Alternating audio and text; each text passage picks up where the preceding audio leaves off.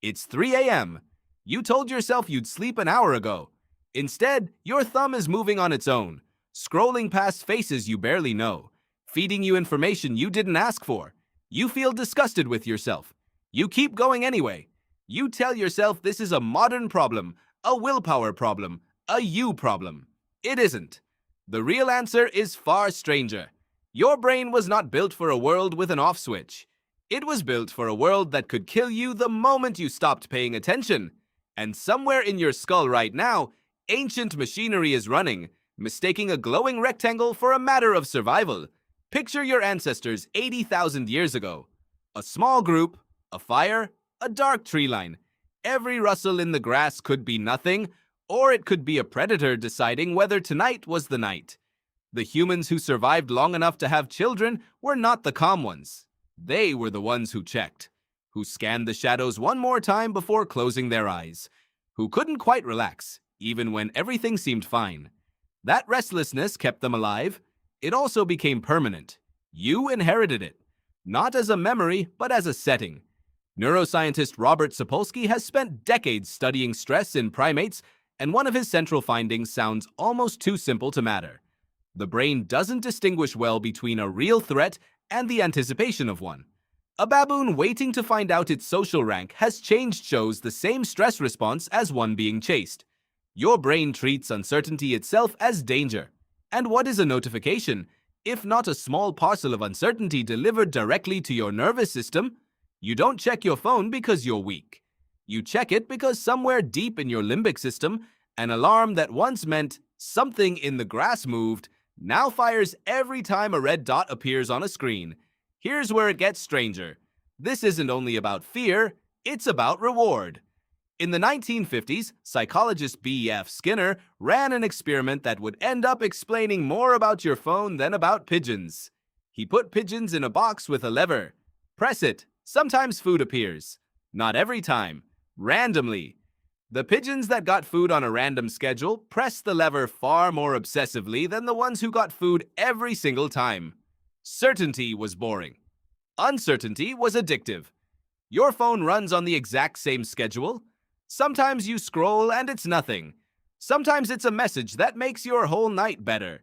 You never know which one is coming, so you keep pressing the lever. Your ancestors' brains rewarded this same unpredictability because the natural world worked this way too. Foraging wasn't a guaranteed payout. Some bushes had berries. Most didn't. The humans who kept checking, kept searching, kept moving toward uncertain reward, ate more often than the ones who gave up after one empty bush. That same neural wiring, tuned for berries and roots, now points at a screen that never runs out of bushes to check. There's a third layer to this, and it might be the most human one. For nearly all of your species' existence, being alone at night was not a peaceful, cozy thing. It was dangerous. Humans are not physically formidable animals. No claws worth mentioning. No armor. What kept early humans alive was each other. The group, the fire, the sense that someone else was awake, watching, aware.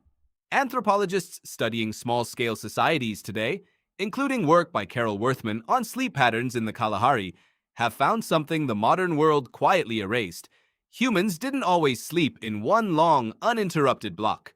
Many communities woke in the night, spoke quietly, checked on each other, then drifted back to sleep.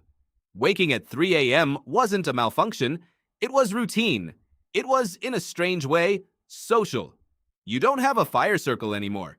You don't have low voices in the dark confirming that everyone is safe. What you have is a phone. And when you pick it up at 3 a.m., some old, unnamed part of you isn't checking for entertainment.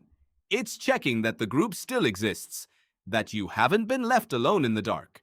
This is why the ping feels urgent even when you know, logically, that it isn't. This is why silence from a group chat can feel like exclusion, even abandonment. Your brain isn't measuring the actual stakes of a text message. It's running an ancient audit of your social safety, using the only tool it has, attention. There's a fourth piece, and it's the cruelest one. Light. For most of human history, darkness meant one thing: rest. The setting sun dropped a curtain over the world, and your body responded by producing melatonin, easing you into sleep. There was no negotiating with the sun. It set, and your biology followed. Now the sun sets and nothing changes. Your phone produces its own daylight, a cool blue-white glow that your brain reads as morning. Researchers studying artificial light exposure, including work coming out of Harvard's sleep medicine division, have shown that blue spectrum light suppresses melatonin production far more than warmer light does. So at exactly the moment your body should be winding down, you're handing your brain evidence that the day hasn't ended yet. You're not just distracted at 3 a.m. You're biologically confused. 4 ancient systems stacked on top of each other, all firing at once in the dark. A threat detection system that can't tell a notification from a predator. A reward system tuned by evolution to chase unpredictable payouts. A social safety system checking that you're not alone in the world. And a light sensing system that no longer knows what time it is. None of them were built for a phone. They were built for a savanna, a fire, a night sky. But they don't know that. They're just doing their job, using the only tools they have on the only signals available to them. And right now, at 3 a.m., those signals are coming from a piece of glass in your hand. Here's the part that might actually help you tonight. Understanding this doesn't mean you're broken, it means you're old. Older than cities, older than electricity, older than the idea of a screen. Your ancestors' vigilance kept them alive for 100,000 years before anyone had heard of an algorithm. That instinct isn't your enemy. It's just aimed at the wrong target now. Some researchers studying digital behavior, including Larry Rosen at California State University, have found that simply naming this mismatch, understanding that the anxiety is old and the trigger is new, measurably reduces compulsive checking. Not because the urge disappears, but because you stop mistaking it for a personal failure and start recognizing it for what it is. A very old alarm, ringing in a very new room. So tonight, when your thumb reaches for the phone at 3 a.m., you might notice something. It isn't really about the phone. It never was. It's about a fire that isn't there, a group you can't see, a threat that isn't real, and a sun that never quite finished setting.